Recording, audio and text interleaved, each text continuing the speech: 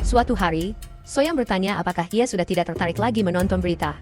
Sego, dalam hati, merasa sudah menyerah. Soyang kemudian mengajaknya untuk berjalan-jalan di taman. Di tengah cuaca yang cerah, saat mereka menikmati waktu bersama, sang pemilik gedung, Kim Myung-hee, tiba-tiba muncul di hadapan mereka. Soyang menyapanya, bertanya apakah Myung-hee akan berangkat kerja. Wanita itu menjawab bahwa hari ini ia akan berangkat sedikit lebih siang. Setelah saling mengucapkan selamat beraktivitas, Sego mulai mengamati wanita muda pemilik gedung itu. Sesuatu tentangnya menarik perhatian Sego. Sementara itu, Soyang tampak begitu gembira karena harga kacang untuk sup sedang murah. Sego berpikir, ibunya ini benar-benar banyak bicara. Tiba-tiba, dari lokasi konstruksi di gedung sebelah, beberapa balok logam jatuh tepat ke arah mereka. Detik berikutnya, Myung-hee berteriak panik, menanyakan keadaan mereka. Soyang berlumuran darah. Namun ia secara naluriah telah menjadikan tubuhnya perisai untuk melindungi putranya dari hantaman benda-benda itu. Dalam kepanikannya, Sego hanya bisa berharap ibunya tidak akan mati. Wanita itu tidak boleh mati. Sementara Myung-hee menggendong Sego Kem shock. Soyang segera dilarikan ke ruang gawat darurat. Di tengah kekacauan itu, seorang dokter memperhatikan sesuatu yang spesifik dalam catatan medis Soyang. Tak lama, Soyang siuman.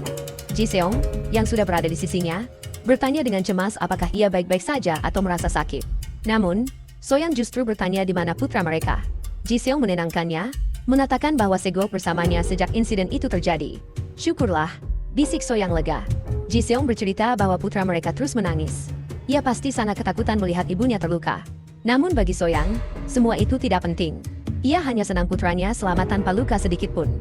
Ia kemudian menangis terseduh-seduh karena lega. Sego, yang digendong ayahnya, berpikir betapa ibunya sama sekali tidak memikirkan nyawanya sendiri. Segalanya akan berbeda jika wanita itu benar-benar meninggal. Soyang kemudian melihat sekeliling dan bertanya bagaimana mereka bisa mendapatkan kamar pribadi semahal ini. Padahal kondisinya tidak terlalu parah. Ji Seong menjelaskan bahwa dokter menyarankan istirahat total karena kondisinya yang sensitif. Ternyata, kamar tempat Soyang dirawat adalah unit perawatan intensif untuk ibu hamil.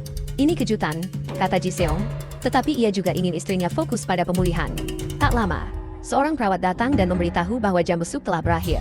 Dalam perjalanan pulang, Sego, dengan mata yang masih sembab karena menangis, berpikir betapa menyedihkannya hidup ini.